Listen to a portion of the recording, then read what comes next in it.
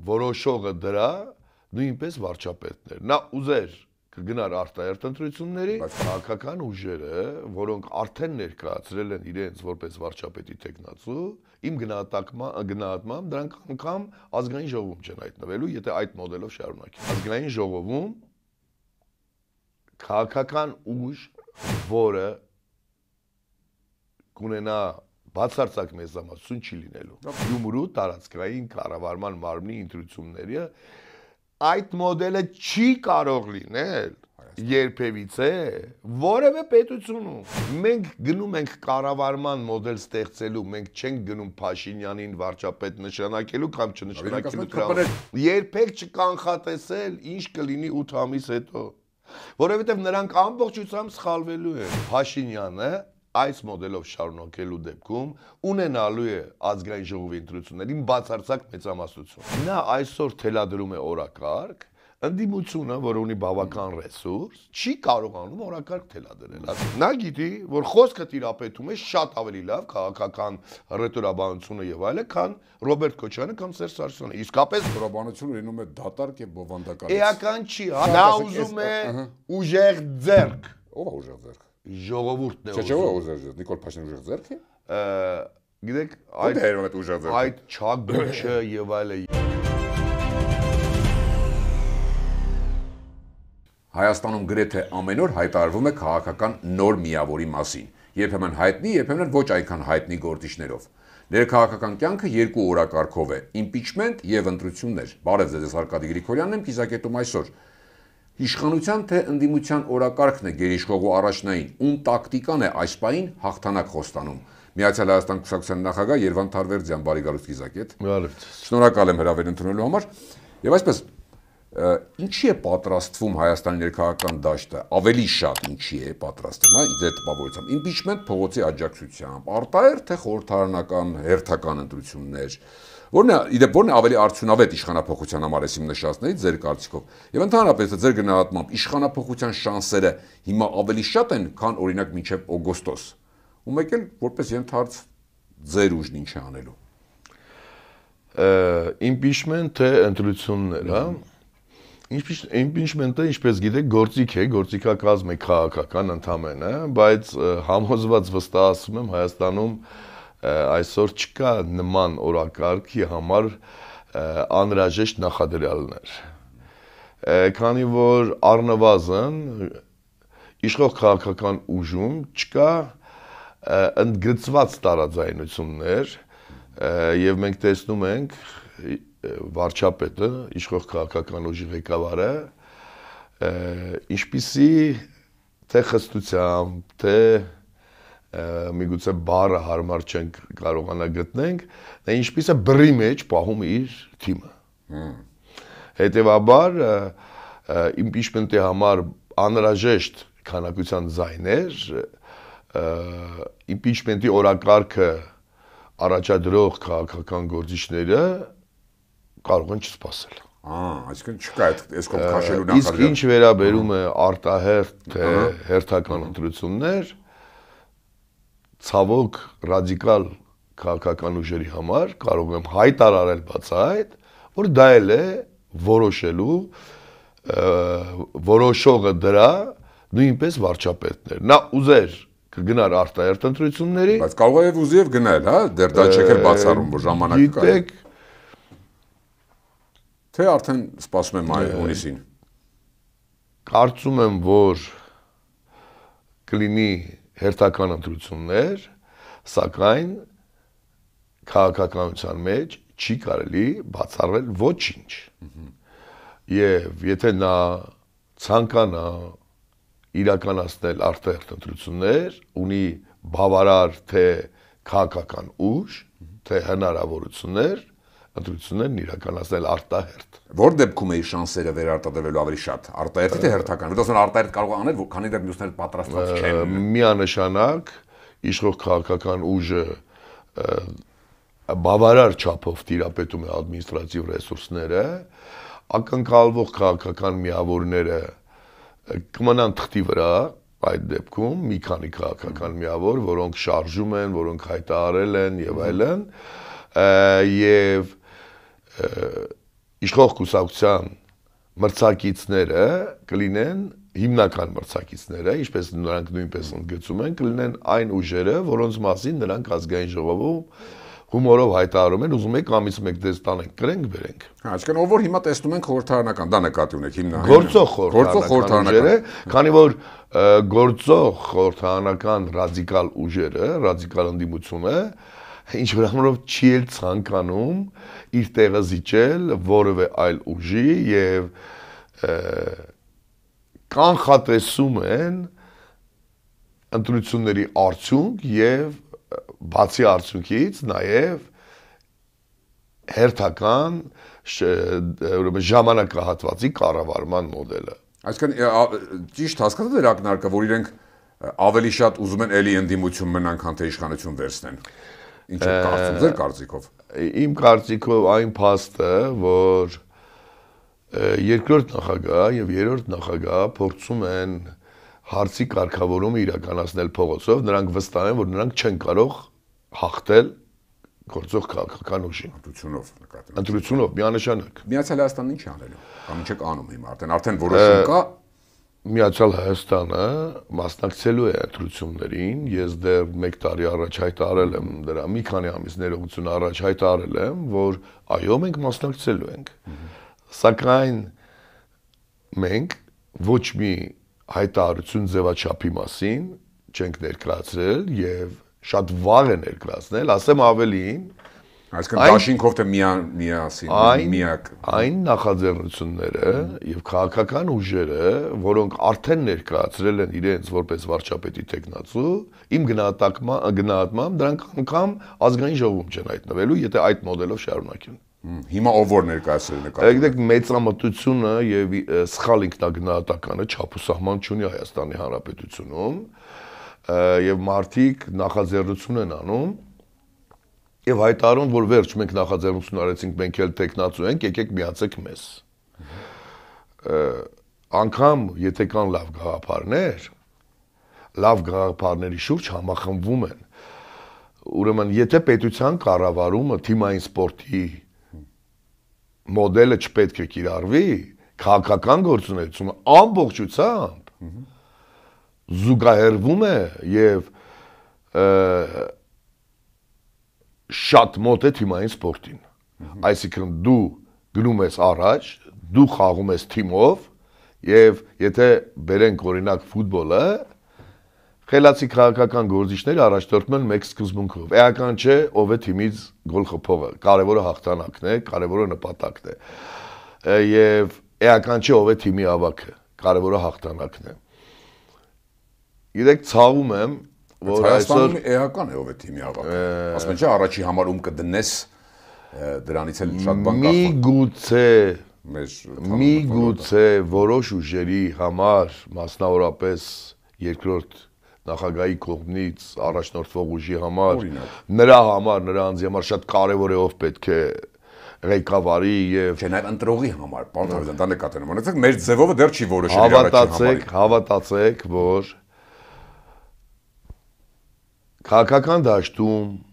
արկա մի շարք գործիչներ, որոնք ընդգծված իրենց ներկայացնում են որպես պոտենցիալ վարչապետի տեխնացու եւ որ այլ տեխնացու դժվար է ակնկալել, նրանք բոլորը սխալվում են, որ ժողովուրդը նման օրինակ ղեկավար է ուզում։ Ես ձեզ ասեմ մի քանի սկզբունքային հարց։ Եթե ժողովրդի հետ զրուցում ես, նրանք ցանկանում են 40-ից 55-60 տարեկան, այսինքն կայացած մարդ, նրանք ցանկանում են, որպեսզի այդ անձը լինի կրթված, ունենա լավ կրթություն, ունենա շատ լավ փորձ, ընդ որում թե պետական կառավարման ոլորտում, թե տնտեսության մեջ, այսինքն հողի վրա տնտեսություն զգացած մարդ լինի։ Նրանք ցանկանում են, որ այդ մարդը, պոտենցիալ ղեկավարը, իր կյանքի ընթացքում ղեկավարած լինի գոնե որևէ մեծ հիմնարկ, 100, 200, 300 հոգանոց, այսինքն նա կարողանա աշխատակազմի հետ աշխատել։ Նրանք ցանկանում են, որ այդ անձը լինի խարիզմատիկ, այդ անձը ունենա ունակություններ բանակցելու, զիջելու, գնալու ընդհանուր արդյունքի, լինի հայաստանցի, Լավ, առանց անուններ տալու հիմա չկան, անուններ այդ գոնե 2-3-4 հոգի։ Ուրեմն, եթե մեր հաղորդումը ավելի շատ դիտում են քաղաքական ուժերը, քան որ սա քաղաքական հարթակ է, եւ հիմնական դիտողները քաղաքական վերլուծաբաններն են, նրանց ուղիղ խնդրում եմ հայտարարել թվարկած իմ կարծիքով բոլորն էլ համաձայն են, որ նման տիպաժ է ցանկանում ժողովուրդը։ Ուրեմն սրան չի համապատասխանել մեր գործող ոչ մի ղեկավար եւ քաղաքական դաշտում նման օրինակ քաղաքական գործիչ մատների վրա էլ հաշված։ Եվ կցանկանամ բոլորին խնդրել, առաջարկել, որ եթե դուք ձգտում եք համախմբման, քաղաքական միավորի ստեղծման, մի անցեք ձեր ամբիցիաների գերին մի դարձեք եւ միավոր կամ որևէ շարժում ստեղծելուց մի անգամից մի հայտարարեք, թե ով պետք է լինի առաջին համարը, ել չեմ ասում, որ վարչապետի տեխնացուն։ Եվ վստահ ասում եմ, որ եթե գործող քաղաքական իշխանությունը այսօր ղեկավարում է եւ նրանք 21 թվականին այդ պատերազմական գործողություններից հետո ուրեմն բավական վստահ հաղթանակ են տարել եւ միգուցե նրանք իրավունք ունեն իրենց իրավունք վերապահել, ասել որ մեր վարչապետի տեխնացուն վարչապետն է Նիկոլ Փաշինյանն է, ապա կառաջարկեմ համեստորեն ասել մեր ցուցակը այս կամ այն անձն է գլխավորելու։ Իսկ իմ համոզմամբ ազգային ժողովում քաղաքական ուժ, որը կունենա բացարձակ մեծամասնություն չի լինելու։ Լավ, դրա մասին տեսեք, նոր ստեղծող արդեն ստեղծած քաղաքական ուժերը 95-8%-ը բոլոր ընդդիմադիր դաշտում են, նոր ստեղծողները, որը կամ որ ասում են պետք է ստեղծենք, չէ։ Հաշվի առնելով սա այս ամենը, որ ընդդիմադիր են բոլոր, եթե բանը հասավ ընտրությունների, այս բազմազան մասնակցությունը ընդդիմության մեծացնում թե փոքրացնում է ընդդիմության շանսերը, այսինքն Փաշինյանին հեռացնելու շանսերը։ Այսինքն պարզ ասած ձայների փոշիացում կտեսնենք, թե Գյումրի 2 ձեր կարծիքով որն է ավելի հավանական։ Ցավում եմ, որ մենք դաշտը տեսնում ենք, որ մեծամասնությունը ընդդիմությունը 18 թվականին այդ ռադիկալ ընդդիմությունը կոալիցիա կազմեց իշխանության հետ։ Եվ ապացուցել է այդ քաղաքական ուժը, դաշնակցությունը, բազմիցս ապացուցել է, որ քաղաքականության մեջ ոչինչ պետք չէ բացառել։ Նրանք նույն ձևով հանրապետական կուսակցության հետ ժամանակ առ ժամանակ եղել են ռադիկալ ընդդիմություն, հետո կոալիցիա են կազմել այդ քաղաքական ուժի մեջ։ 2025 թվականին պատերազմի անցել եւ այլ եւ այլ։ Գիտեք, քաղաքականությունը գործում է հազարամյակներ եւ քաղաքականության սկզբունքները չեն փոփոխվում։ Լավ։ Այսինքն այսպեսով մյուս քաղաքական ուժը, որը ունի բավական մեծ շանսեր Բարգավաճ Հայաստանը կամ Առաջարկ Հայաստանին, անկախ նրանից, որ Գագիկ Ծառուկյանը կմասնակցի, չի մասնակցի, սակայն նա ունի հանրապետությունում բավական ռեսուրս հողի վրա։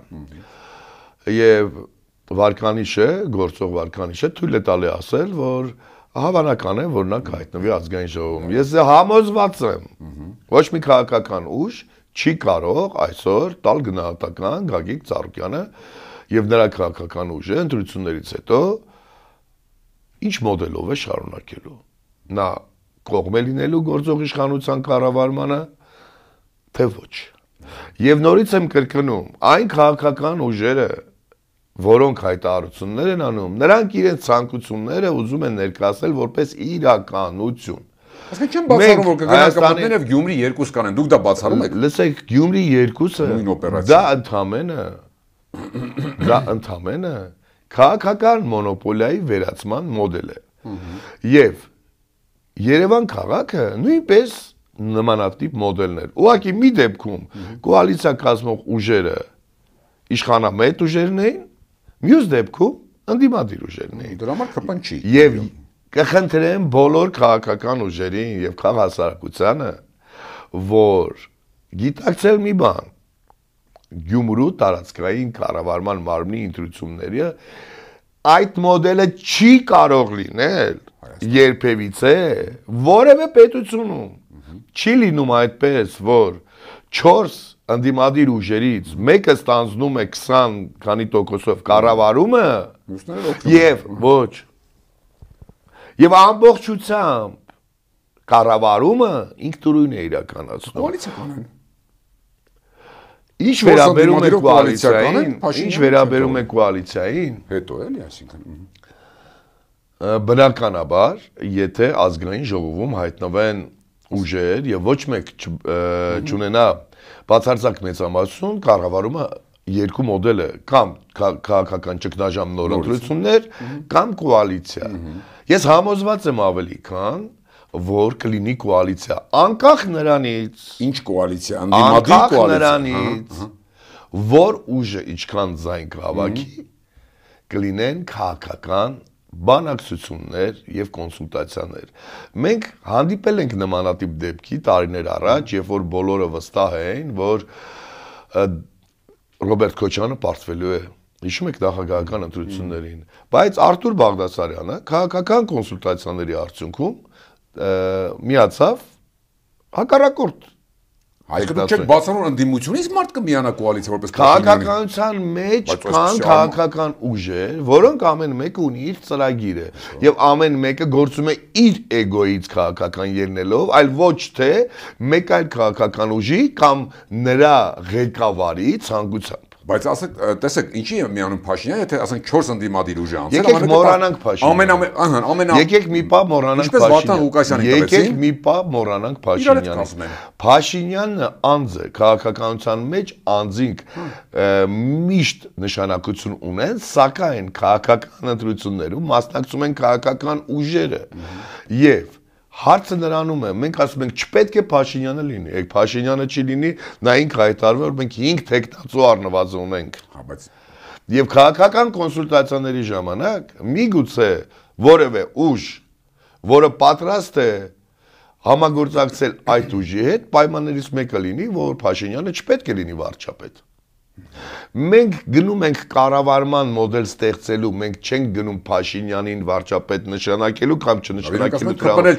Գիտեք, այն քաղաքական եւ պետական գործիչները, որոնց կյանքի նպատակը Փաշինյանին հեռացնելն է, անձին, նրանք քաղաքական գործիչներ չեն։ Միգուցե նրանք պետք է հեռանան քաղաքական դաշտից, ասեմ ինչու։ Եթե նրանց նպատակը միայն Փաշինյանին հեռացնելն է, եւ Փաշինյանը մի շարք խնդիրներով չմասնակցի ընտրություններին, նրանք պետք է դուրս գան քաղաքական դաշտից։ Իհարկե ոչ։ Քաղաքականության նրանք չեն ասում քաղաքացիական պայմանագիր, նրանք ասում են Նիկոլ Փաշինյան։ Տարբերությունը նա է, որ այդ մարդիկ իրենց ցանկությունը ներկայացնում են որպես իրականություն, մոտ 1 տարի առաջ կամ 8-9 ամիս առաջ կանխորոշում են ընտրությունների արդյունքները ծիծաղելի է, գիտեք։ Ես ուզում եմ Երկրորդ նախագահ ասուլիսում տեսեք, սոցհարցումներին հղում արեց, շատ արեց տվյալներին։ Արդյոք այդ տվյալները, նման վերլուծաբանները կարծիքներ իհարկե հայտնեցին, այդ տվյալները սոցհարցումների ընդհանրապես եւ դրան գումարած Facebook-յան լայքերը, դիտումները, դրանք արտացոլում են ձեր կարծիքով ընտրողների ռեալ տրամադրությունները։ Այսինքն այդ պատկերը մոտավոր կտեսնենք ազգային ժողովում ինչ որ սոցհարցումներում էր։ Գիտեք, հարգելով պետության կառավարման ինստիտուտը եւ այդ ինստիտուտում ընդգրկված բոլոր անձանց, բացառապես այդ թվում երկրորդ նախագահին, ես համաձայն չեմ նրա դիրքորոշման հետ։ Առաջին, ես կցանկանամ հայտնել, որ մեր ամենա երկարակյաց քաղաքական ուժերից մեկը դա դաշնակցական կուսակցությունն է, որը նրա թիմը չէ։ Միգուցե նրա քաղաքական հենարանն է, բայց դա նրա թիմը չէ։ Իմիջայլոց շատ լուրջ դաշնակցականներ նույնպես չեն համարում իրենց նրա այսօր նա ղեկավարում է Հայաստան դաշինքը, սակայն գիտեք երկրորդ նախագահը անգամ քաղաքական գործիչ չէ։ Նա պետական գործիչ է, իհարկե։ Բայց նա քաղաքական գործիչ չէ։ Ոչ մի կուսակցությունում չի եղել։ Չի հավակնում լինել։ Երկրորդը, կանխատեսում, որ այո, լինելու են ես, նա։ Քանի որ սոցիոլոգիան է այդպես պնդում հիմա, Ես խնդրում եմ երկրորդ նախագահի թիմին, վերափոխել մոտեցումները քաղաքական վերլուծություններին եւ ընդամենը մեկ օրինակ բերեմ, որպեսզի նրանք զգան, որ սխալ են զեկուցում իրենց թիմի ղեկավարին։ Բագրատ Սրբազանը մեկ շաբաթում դարձավ Հայաստանի Հանրապետության ամենաճանաչված եւ ամենաընկալելի քաղաքական ընդդիմադիր գործիչներից մեկը։ Միգուցե քաղաքական էլիտան, միգուցե հասարակության էլիտան նրան բոլորը ճանաչում էին, սակայն հանրությունը նրան ընդհանրապես չէր ճանաչում։ Եվ այդ անձը իր շողքի տակ թողեց թե երկրորդ նախագահային որպես ընդդիմություն, թե երրորդ նախագահային, թե մնացած բոլորին։ Կա արդեն փորձված մոդել։ Եվ խնդրում եմ բոլորին երբեք չկանխատեսել ինչ կլինի 8 ամիս հետո, որովհետև նրանք ամբողջությամբ սխալվելու են։ Այսօր ես վստահ ասում եմ, որ երկրորդ նախագահան իր թիմով հանդերձ չի կարող կանխատեսել իր քաղաքական թիմը, որը 21 թվականին հավաքել է այդքան ձայն, 26 թվականին ունենալու է բավարար ձայն հայտնվելու ազգային ժողովում, այսինքն 6% շեբը հաղթահարելու է, թե չէ։ Անգամ այդպես։ Միանշանակ, ես ընդամենը երկու քաղաքական նման ուժ առանց անտալ ընդդիմության մեջ, որ վստահ է այսօր, ես կցանկանամ ընդամենը ընդգծել երկու քաղաքական միավոր, որոնք առանձնացել են Հայաստան դաշինքից, դա անգամ 3 քաղաքական միավոր։ Դրանցից մեկը Սամվել Կարապետյանի մեր ձևով շարժումն է։ Այդ շարժման մեջ ընդգրկված են մի շարք անձինք, բավական խելացի անձնավորություններ, որոնք ընդգծված են եղել Հայաստան դաշինքում։ Անդրանիկ Թևանյանի Մայր Հայաստան դաշինքը նույնպես այսպես փոկված մի քաղաքական միավոր է եւ Հայաստան դաշինքը տուժել է Մայր Հայաստան միավորի ստեղծումից հետո։ Գուցե տակտիկական հարց են լուծել, որ հետո իրար ձայն տան պարլամենտում։ Մի վարքյան։ Երրորդ քաղաքական ուժը պարոն Հակոբյանի, որը դուրս եկավ դաշինքից, նա բավարար մեծ ռեսուրս ուներ Սյունիքի մարզում։ Ես անձամբ ճանաչում եմ, շատ լավ հարաբերություններ ունեմ։ Նրանք քաղաքական խաղի մեջ են, բայց նրանք երկրորդ նախագահի թիմակիցը չեն։ Հետևաբար, եթե հենքը դաշնակցություն կուսակցությունն է, մենք բազմիցս տեսել ենք, որ դաշնակցություն կուսակցությունը համապետական ընտրություններում 5% շեմը չի հաղթահարել։ Հետևաբար 6-ը դժվար թե հաղթահարի։ Ընդ որում այն ֆինանսական ռեսուրսները, որը օգտագործվել են 21 թվականին Հայաստան դաշինքի կողմից, դրանք բաշխվելու են նույնպես այս մի քանի ուժերի մեջ։ Եվ այն մոդելը, քաղաքական մոդելը, որ եկեք մի քանի թիմով մասնակցենք, հետո Գյումրու նման կմիանանք, բարեխիղճ մոլորության մեջ է գցելու հենց անձամբ նրանց։ Նրանցից մի մեծ մասը չեն հայտնվելու ազգային ժողովում։ Լավ, այդ պարագայում այսինքն կարող եմ ասել, Փաշինյանը վերարտադրվելու է։ Ձեր կանխատեսումը դրան է տանում։ Գիտեք, քաղաքականության մեջ նորից եմ կրկնում, ոչինչ չի կարելի կանխատեսել։ Եթե այս մոդելով շարունակեն քաղաքական ուժերը եւ այս մոդելով շարունակեն քաղաքական շարժումները, թող ներեն ինձ պետական գործիչները, մարդիկ, ովքեր ունեն բավական լուրջ պետության կառավարման փորձ, բայց ես նրանց լրիվ հակադարձ կարծիք եմ հայտնում։ Փաշինյանը այս մոդելով շարունակելու դեպքում ունենալու է ազգային ժողովի ընտրություններին բացարձակ մեծամասնություն։ Անկամ ոչ մեկ չի կարողանալու կիսել իշխանությունը եւ երկրում վերացնել քաղաքական մոնոպոլիան։ Իմիջիայլոց ժողովրդավարության համար ոչ թե անհրաժեշտ է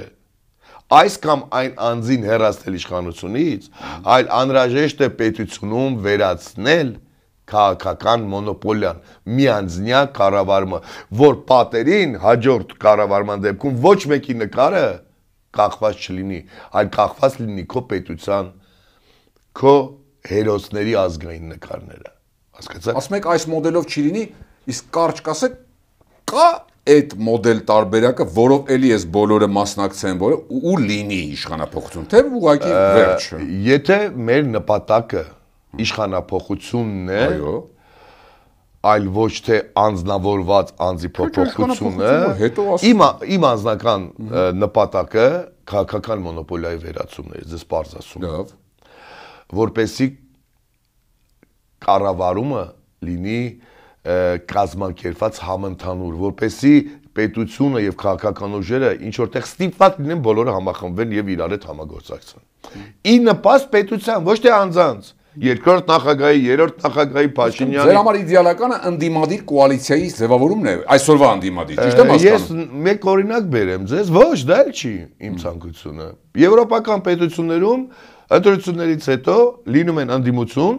սակայն նրանց նախարարական պորտֆել են տալիս։ Իրական իմ կառավարման մոդելում ընդդիմադիր քաղաքական ուժերին նույնպես անհրաժեշտ է տրամադրել որոշակի կառավարման լծակներ, որպեսզի նրանք այդ ժամանակահատվածում կարողանան ցույց տան, թե իրենք ինչպես են կառավարում, իրենք ինչպես են ընտրում ղեկավար անձնակազմ։ Փաշինյանի մասին ենք խոսում, միշտ Եվրոպա ինչ բան է։ Այսինքն ձեր կարծիքով Փաշինյանը առանց կոալիցիա կազմելու։ Փաշինյանը մեր երկրի 4-րդ ղեկավարն է։ Եվ Փաշինյանը, ես ավելի քան համոզված եմ, ավելի հեշտ կգնա այդ մոդելին, քան կգնար Քոչարյանը, կամ կգնար Սերժ Սարգսյանը։ Տեսնենք։ Լավ, գանք իրան վերջում նախընտրական թեզերին, եթե նայում ենք խաղաղություն, չգիտեմ, իրական Հայաստան, 4-րդ հանրապետություն եւ այլն։ Այս թեզերը, Փաշինյանի թեզերը արդեն իսկ իրեն հաղթական թեզեր են, այսպես ասեմ, որ ասում են ընդդիմությունը պատերազմ է, ես խաղաղություն եւ այլն ու նաեւ սկսել է այդ վիդեոների շարք, որտեղ եւս մեկ անգամ նորից կրկնում են, ինչ չէ գալի բանավեճի նախագահանին, այս բոլորը իրար միացած իր համար հաղթաթուղթ են ընտրություններում, թե դա էլ չի ազդի այդ խաղաղություն կոչվածը եւ այս ամեն ինչը։ Գիտեք, քաղաքականության մեջ կարևորագույն երկու ասպեկտ կա։ Առաջինը ճանաչելիությունը անձին, երկրորդը խոսքի տիրապետելը։ Մի առիթով դեր տարիներ առաջ որպես գործարար հարցազրույց էի տալիս, ընկերներիցս մեկը ինձ ասեց. «Երվանդ, լավ էիր խոսում, քեզ բոլորը նայում են»։ Ոչ թե լսում։ Ես կխնդրեմ խելացի քաղաքական գործիչներին երբեք չթերագնահատել Փաշինյանին եւ նրա քաղաքական թիմին։ Ի տարբերություն ռադիկալ ընդդիմությանը, որոնք 7-2 են 7-ն էլ մի բանի մասին, Փաշինյան հեռացիր, Փաշինյանի քաղաքական թիմը շատ խելացի ձևով ուսումնասիրում է ինչ է ուզում ժողովուրդը լսել։ Ինչ տերմինոլոգիա է ուզում լսել, դոմփել, շինել։ Դա մեր փողոցային ժարգոնն է։ Եվ մարդիկ այդ բառերը լսելուց իրենց տեսնում են այդ անձի մեջ։ Խաղաղություն։ Կներեք, իշտեն իր մակարդակի։ Գիտեք, քաղաքականության մեջ ես նորից եմ կրկնում։ Այդ մակարդակում կհաղթի։ Ոչինչ չի բացառվում եւ հաղթողն է, որ պետք է հրռա, չէ, հայտնի ասացվածքը։ Մի հատ ուրիշ ասացվածքը կա, որ ասած չի, ապացուցած բան է, հիմա եթե քեզ իջեցնում է, առանց անոնտար իջեցնում է իր մակարդակին բանավեճի կամ անգրագետը կամ չգիտեմ բռին, ինքը այնտեղ դաշտում քեզ հաղթելու է։ Նա այսօր թելադրում է օրակարգ, ընդդիմությունը, որ ունի բավական ռեսուրս, չի կարողանում օրակարգ թելադրել, հասկանում եք։ Եվ նա իր օրակարգով իր դաշտում հաղթում է ընդդիմությանը։ Էս իմ ասած օրակարգով այն, որ նա բացայտ հայտարարություններ է անում, ասում եք բանակը ուղարկել Արցախ, հայկական։ Լավ, եղբայր դուք էիր պահում այնտեղ։ Այսինքն ինքը ասելով նա չի գնում հակասությունների քաղաքական թիմերի հետ։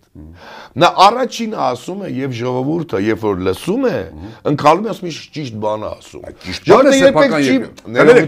սեփական երկրի նախագահի ցուցմունք տալիս, բան Թավեդյան։ Լևոն Տեր-Պետրոսյանը ցուցմունք է, համաձայն չեք։ Ներողություն։ Նա երբեք չի ասում է, ես էլ եմ ուղարկել այդ բանակը։ Եվ ժողովուրդը չի ընկալում, որ նայել է ուղարկե։ Նրա հանրահայտ մոդելը, որ մենք մեղավոր ենք, մենք պետք է պատժենք մեղավորներին։ Այ քո ցավը տանեմ, երբ որ ընդդիմություններ ասում էր մեղավորը պետք է պատժենք մեղավորներին, եկավ իշխանության էլի նույն թեզն է։ Ինչու՞։ Որտեվ ժողովուրդը ուզում է մեղավոր տեսնել։ Ժողովուրդը ուզում է պատիժ տեսնել։ Մյուս թեզը, որ ասում է փայլուն առաջարկները չեք ընդունել։ Լավ, եղբայր դու էլ ընդունեիր։ Այո, ես ասում եմ առաջին նախագահ, որին մեծագույն հարգանքով եմ վերաբերվում եւ կխնդրեմ քաղաքացիական պայմանագրի կայացած կամ չկայացած քաղաքական գործիչներին շատ զգույշ խոսել մեր պետությունը ուրեմն հաղթանակի տարած անձի մասին եւ մարդու, որը իսկապես քաղաքական գիգանտ է։ Նա ասում է սխալ որոշում է կար։ Այո, Լևոն Տեր-Պետրոսյանը ժամանակին պետք է չվախեր քաղաքացիական պատերազմից, գնար ժողովրդի հետ երկխոսության եւ լուծումը կանոնակարգեր այն ժամանակ։ Միշտ ասել եմ, թե երկրորդ նախագահը, թե երրորդ նախագահը պետք է լուծում տային եւ հարցը չգար այն մոդելին, որ Փաշինյանը ասեց, ես ոնց տա, ես պիտի պատերազմ էի, ախր որ տա ինձ կացային դավաճը։ Բոլորը գիտակցել են, որ լուծումը պետք է լինի ինչ որ մի տարբերակով, բայց բոլորը վախեցել են կորցնեն իշխանությունը։ Այս մեկը չվախեցավ, չկորցրեց։ Նա պատերազմով պարտվեց եւ ոչ թե չկորցրեց, նա գնաց հակասության այլ անձանց հետ, որոնց նա քաղաքական երկխոսության դաշտում կարողանում է հաղթել։ Ասում են պատերազմը պայմանավորված է։ Այսօր նա ինչու է հրավիրում Ռոբերտ Քոչարյանին կամ Սերժ Սարգսյանին միայն կամ Լևոն Տեր-Պետրոսյանին։ Քաղաքականության մեջ ցանկացած քաղաքական ուժի ղեկավար ունի նույն դիրքավորումը։ Խնդրեմ, ես պատրաստ եմ թե Նիկոլ Փաշինյանի, թե նրա թիմի ղեկավար անձնակազմի ցանկացած թեմայի շուրջ քննարկումներ իրականացնել եւ բանավիճել։ Հասկանում եք հարցի ինչումն է։ Նա գիտի, որ խոսքը տիրապետում է շատ ավելի լավ քաղաքական ռետորաբանությունը եւ այլը, քան Ռոբերտ Քոչարյանը կամ Սերժ Սարգսյանը։ Իսկապես դա փաստ է։ Մարդ լրագրող, որը ամբողջ իր կյանքում գիտակից ռետորաբանություն է ուսումնասիրել։ Ռետորաբանությունը լինում է դատարկ եւ բովանդակալից։ Էական չի, հարցը նրանում է։ Շարքը ոչ միշտ է ռետոր։ Էական չի, հարցը նրանում է ժողովուրդը ոնց է ընկալում։ Այսինքն լեզվի ճարտարությամբ սխալ ինֆորմացիան որ հաղթել։ Մենք ունենք շատ խելացի քաղաքական գործիչներ, գիտությունների տեխնացուներ, իրավաբանական, քաղաքական, բայց նա ժողովուրդը չի ընկալում, որտեվ նրանց խոսույթը չի հասկանում։ Պարզ չեն խոսում, ասել։ Ոչ թե պարզ չեն խոսում, նրանք խոսում են իրենց մասնագիտական տերմինոլոգիան օգտագործելով։ Եվ ժողովուրդը տեսնում է ընդամենը գրագետ մարդ։ Հավատացեք, որ ժողովուրդը գրագետ ղեկավարել չի ուզում այդ աստիճանի, ոչ թե գրագետ այդ աշխանի կուլտուրական, ինչպես իրանք են ասում։ Կարճ է, եթե կարճ նա ուզում է ուժեղ ձեռք։ Ո՞վ է ուժեղ ձեռք։ Ժողովուրդն է ուզում։ Չէ, ուժեղ ձեռք, Նիկոլ Փաշինյանը ուժեղ ձեռք է։ Գիտեք, այդ չագուչը եւ այլը քաղաքական մոդելներ են, որոնք ասոցացվում են ուժեղ ձեռքի հետ։ Այլ բան է, նա ինչքան է ուժեղ, ինչքան է վախկոտ, ինչքան է դուխով։ Ուր է ուժեղ ձեռքը։ Սակայն մենք ունենք փաստեր, որ ժողովուրդը ընտրության ժամանակ նրան է դիտարկում ավելի ուժեղ, քան նույն Ռոբերտ Քոչարյանը, որը պետք է կրեր։ Խաբվելու պաթոլոգիկ ունակություն ունի։ Միանշ աշխարհի բոլոր երկրներում խոնարհվելով մեր ժողովրդին եւ ասում եմ, որ մեր ժողովուրդը նույնպես խաբվում է։ Նա ուղղորդվում է։ Մենք մուրճ ցույց տալը, չի շեմ որ մուրճը գործելու է։ Միայն մուրճը չէ, օգտագործում են այլ քաղաքական տեխնոլոգիաներ նույնպես։ Թե մորուքը, թե ձեռքի վիրակապը, սա ամբողջը քաղաքական տեխնոլոգիաներ է։ Գոնե մենք երկուսով պետք է համոզված հանրության ասենք, որ 26 թվականի ընտրություններում հաղթելու է այն անձը եւ նրա թիմը, ով ավելի գրագետ է լինելու իր կողմից կիրառված քաղաքական մոդելով, ծրագրային ներկայացմամբ եւ ներկայացնելով այն, ինչ ժողովուրդն է ուզում, ոչ թե ինքն է ցանկանում։ Հիմա հասկանում եք։ Հիմա տեսնում եք այս պահին գործողներից։ Նոր ստեղծված կլինի, հին կլինի այս պահին։ Նոր ստեղծված քաղաքական միավորներով չկա այն ուժը, որը ամբողջությամբ ասում է այն, ինչ ժողովուրդը ուզում է։ Այն նոր շարժումները, որոնք հենվում են, որ մենք տնտեսական դաշտոն ենք առաջ նույն Նարեկը Կարապետյան իմ լավ ընկերն է իմիջիալոց, նա հայտարարում է, որ ոչ մեկ մինչև այսօր չէր ներկայացրել տնտեսական մոդելը։ Առնվազն ես դուք գիտեք ներկայացել եմ եւ լինելով տնտեսական դաշտից քաղաքական դաշտ տեղափոխված անձ, մեր քաղաքական ուժի սկզբունքային թեզերից մեկն էլ կայուն տնտեսություն հզոր պետությունն է։ Այսինքն մենք գիտակցում ենք, որ առանց տնտեսության ոչինչ հնարավոր չէ կառուցել։ Նույն Գագիկ Ծառուկյանը տնտեսական դաշտից է տեղափոխվել քաղաքական դաշտ եւ նա էլ ասում է, որ ժողովուրդ ջան, ու ավելի ժողովրդական լեզվով պետք է համախմբված լինենք առաջարկ Հայաստանում կա նաեւ տնտեսական բաղադրիչ։ Եվ ասեմ ձեզ, նույն առաջարկ Հայաստան խելացի մոդելը, որ մարդիկ գնում են, ներկայացում են տարբեր քաղաքական ուժերից, այնքան խելացի են տրված, իմիջիալոց այս երկու միավորներն էլ այնքան խելացի են մոտենում քաղաքական լիդերին, որ նրանք չեն հայտարարում այսօր։ Դեռ չեն ասել առաջի համար, այո։ Եվ ասել են դեռ վաղ է, եւ նորից եմ կրկնում։ Այն առանձին քաղաքական ուժերը, որ իրանց թվում է իրանք այլընտրանքն են, կամ այն քաղաքական նորաստեղծ միավորները, որոնք մտածում են, որ իսկապես ժողովուրդը շատ է իրենց սпасել, միգուցե նրանք սխալվում են, հենց իրենց միգուցե չեն սпасել։ Կարճ ձևակերպեմ ձեր միտքը, այսինքն ճիշտ եմ ձեզ հասկանում, որ առանց անուն տալու, ով որ այսօր, այս ամսվա, գալիք ամսվա մեջ դեռ այսինքն վաղ համար կա հայտարարի կամ հայտարարել է, որ մենք կլինենք խորհրդարանում, ֆալստարտ չի ինքը քիչ ունի, բայց ինչ նկատի ունեի։ Օրինակ մեր ձևով շարժումը, ես համոզված ձեզ ասում եմ, ինքը ազգային ժողովում ունենալու է ուրեմն падգամավորներ, սակայն բայց իրենք չեն ասել, որ մենք կլինենք, եթե չեմ սխալում, այն քաղաքական ուժը, տեսեք ինչ հայտարարություն է ձևակերպումը, այն քաղաքական ուժը, որին կսատարի քաղաքական ուժը կամ ուժերի կոալիցիան, որին կսատարի մեր ձևով ուրեմն նախաձեռնությունը ազգային ժողովում ունենալու է ամենակիչը 12-ից 15%, ում որ իրենք սատարեն եւ մասնակցեն։ Այդ մեր ձևովը չի ունենա, այն մյուս ուժերը նկատի ունեք, թե մեր ձևովի մասն է խոսքը։ Այն քաղաքական ուժը եւ ուժերի միավորը, վերջիվերջո մեր ձևովը քաղաքական ուժ չէ, նախաձեռնություն է, որը վերածվելու է քաղաքական ուժի կամ ուժերի միավորման։ Այսինքն իրենց Հիմա մեր ձևով նախաձեռնությունը կարող է հիմնվել իմիջիալոց թե խելացի լինեն նոր քաղաքական ուժ չեն ստեղծի։ Կարծում եմ շատ քաղաքական գործիչներ կան, իրենց այսպես կուսակցության կանոնադրությունները պատրաստ են բերեն դնեն սեղանին, այնքան որ միտեղ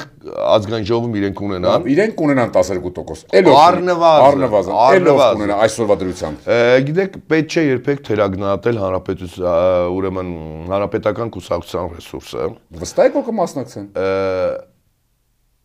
Ավելի քան վստահ եմ, որ նրանք կմասնակցեն որևէ ձևաչափով։ Եվ ընտրություններին մասնակցությունը չի նշանակում հենց անմիջական դիմել ուրեմն ազգային ժողովում հայտնվելու համար։ Դու կարող ես կողքից միայն քո ակտիվ դիրքորոշումը ներկայացնես եւ ազդես ընտրությունների արդյունքի վրա։ Հասկանում եք, մի քաղաքական ուժ, որը ունի բավական լուրջ կառուցվածքային ստորաբաժանումներ ամբողջ հանրապետությունում, չի կարող пассив մնալ եւ չի կարող արդյունք չունենալ։ Մասնակցել ազդեցություն լուրջ կունենան միգուցե ոչ տեսանելի որևէ ուժին նրանց օգնությունը մուլտիպլիկատիվ էֆեկտ տա եւ այդ ուժը, որին նրանք համակրում են, որի սկզբունքների հետ ամբողջությամբ համաձայն են, այդ ուժը ունենա շատ ավելի մեծ արդյունք, քան նրանք որպես հանրապետական։ Այսինքն հերեկը բրենդով չեն գնում, աջակցում են մեկ այլ։ Այստեղ գիտեք ինչ, այստեղ հարցը միայն բրենդը չէ, անունով եւ այլն, հա։ Եվ անունը չէ։ Եվ կարող է արդյունքում հանրապետական կուսակցության համար լինի ուժ, որը ինչպես երկրորդ նախագահն ասում էր, որ վերջիվերջո նա է բոլոր սկզբունքային հարցերը որոշելու, որը չի ազդելու այդ նոր ուժի սկզբունքային որոշումների վրա։ Սակայն ունենա համակրանք, սակայն ունենա ծրագրային մոտեցումներ հանրապետական կուսակցության ծրագրերի հետ։ Այսինքն մեր համար պետք է կարևոր լինի ոչ թե իշխանությունը, այլ պետությունը եւ պետության կառավարման նոր կանխատեսվող մոդելը։ Հասկանում եք։ Այն քաղաքական գործիչները, որոնք առաջնորդվում են կատեգորիկ իրենց անձնական քաղաքական էգոյով, նոր ընտրություններում չեն ունենալու մեծ հաջողություններ։ Որովհետև անձը պետք է արդեն դնել երկրորդ էտապ։ Քաղաքական դրոշակները կուսակցությունների հարկ եղած ժամանակ պետք է իջացնել եւ բարձրացնել պետության դրոշը։ Վերջին կարճ հարցը դա Նիկոլ Փաշինյանով թե պարտադիր հեռացնելով։ Գիտեք, ասել եմ, ասում եմ ԿՊ-ով լավ, բոլորը միասին։ Եվ շարունակելու եմ ասել, իմ համար անձիկ ոչինչ չեն։ Իմ համար համակարգերն են կարևոր։ Վերջի ես առաջին կրթությամբ մաթեմատիկ եմ եւ ես առաջնորդվում եմ անգամ քաղաքականությունում բանաձևերի տրամաբանությամբ։ Մեր երկրում միանձնյա կառավարում եւ